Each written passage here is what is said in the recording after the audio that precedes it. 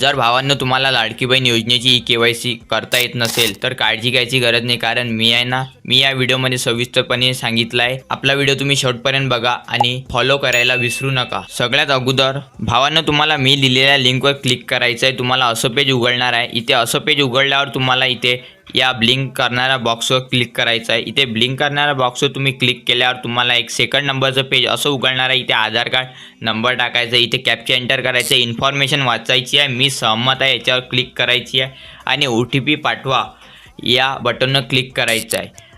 जो number link असणार आहे त्याच्यावर OTP जाणार आहे। इथे तुम्हाला OTP फिलअप करायचा आहे आणि इथे सबमिट करा या बटनवर क्लिक करायचं आहे। इथे वडिलांचा आधार क्रमांक किंवा कॅप्चा इथे एंटर करायचा आहे। त्यानंतर इन्फॉर्मेशन वाचून मी सहमत आहे याच्यावर क्लिक करायचं आहे। OTP पाठवा या बटनवर क्लिक करायचं आहे।